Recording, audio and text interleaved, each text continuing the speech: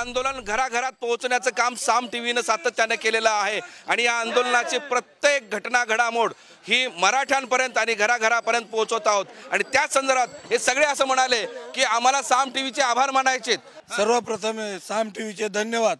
आमच्या आरक्षणाच्या लढ्यामध्ये खरोखर एकदम सर्वसामान्य लोकांचे हाल, आरक्षणाची आवश्यकता ही सर्व वास्तव सरकार समोर आपल्या साम टीव्हीच्या माध्यमातून आपण मांडले आणि त्यातून आम्हाला जो मिळाला न्याय याच्याबद्दल आम्ही साम टीव्हीचे मनापासून समाजातर्फे जाहीर आभार व्यक्त करतो आणि यापुढे साम टीव्ही असंच आम्हाला सहकार्य करत राहील ही आमची विनंती।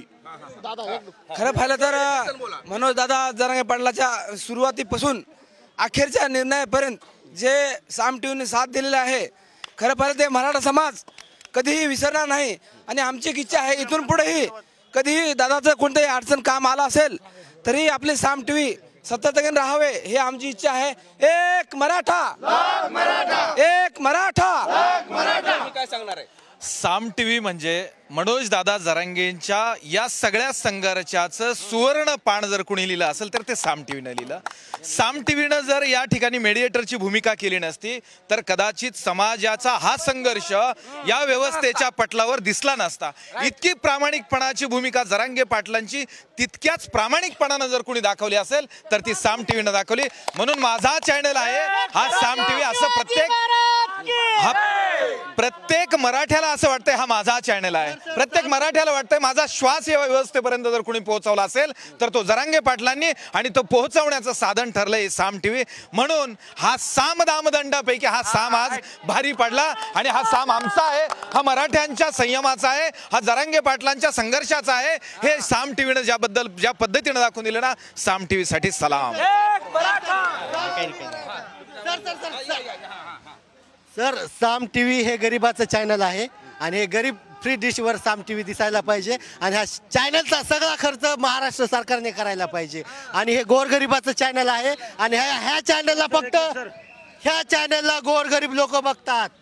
म्हणून मी महाराष्ट्रातल्या तमाम जनतेला आवाहन करतो, साम टीव्ही सत्यता दाखवती, साम टीव्ही बघत जा। जय हिंद, जय महाराष्ट्र। मोर्चाच्या कव्हरेजसाठी आपण पाहतोय मराठा बांधवांनी साम टीव्हीचे आभार मानलेले आहेत, आपल्या भावना या व्यक्त केलेल्या आहेत। साम टीव्हीने ही बातमी सुरुवातीपासून दाखवलेली होती आणि या कव्हरेजसाठी मराठा बांधवांनी साम टीव्हीचे आभार मानलेले आहेत आणि हा जल्लोष आपण वाशीमधून पाहतोय। या ठिकाणी जरांगे पाटील देखील दाखल झालेले आहेत आणि मोठा संघर्ष आपण पाहतोय। गेल्या काही महिन्यांपासून मराठा बांधवांनी मनोज जरांगे पाटलांनी केलेला होता आणि या लढ्याला अखेर यश आलंय। वाशीतली हे एक्सक्लुसिव्ह दृश्य आपण पाहतोय। सभास्थळी या ठिकाणी आता मनोज जरांगे पाटील दाखल होतील, तर तसंच दुसरीकडे मुख्यमंत्री एकनाथ शिंदे यांचा देखील ताफा हा रवाना झालाय। कोणत्याही क्षणी मुख्यमंत्री एकनाथ शिंदे वाशीमध्ये दाखल होतील। खरं तर हा लढा कधीच सोपा नव्हता। मराठा समाजाला नोकरी, शिक्षणामध्ये आरक्षण मिळावं या मागणीसाठी अनेक आंदोलनं आणि मोर्चे काढण्यात आलेले होते। आघाडी सरकारच्या काळामध्ये महाराष्ट्रामध्ये मराठा समाजानं तब्बल 58 मोर्चे हे राजकीय पक्षांच्या पाठिंब्या विना तेव्हा काढलेले होते आणि त्यानंतर आघाडी सरकारनं मराठा समाजाला 16% आरक्षण दिलं, पण ते आरक्षण न्यायालयाच्या कसोटीवर टिकू शकलेलं नव्हतं। मराठा समाजाला आरक्षणाऐवजी विशेष मागास प्रवर्ग म्हणून सवलती देण्याचा देखील निर्णय सरकारनं घेतला, मात्र त्यालाही आव्हान देण्यात आलं। मराठा समाजाला आरक्षण मिळावं यासाठी समाजाच्या विविध संघटनांनी पुन्हा एकदा आंदोलन सुरू केलं आणि जालना जिल्ह्यातल्या अंतरवाली सराठी इथून आता मनोज जरांगे पाटलांनी त्यावेळी आंदोलन हे पुकारलेलं होतं।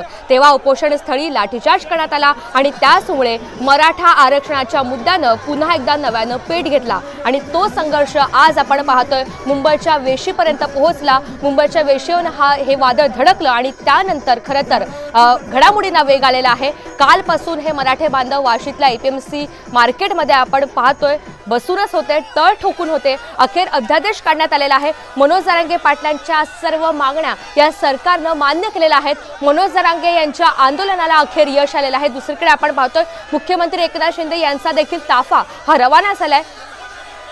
थोड्याच वेळात वाशीमध्ये मुख्यमंत्री एकनाथ शिंदे दाखल होतील।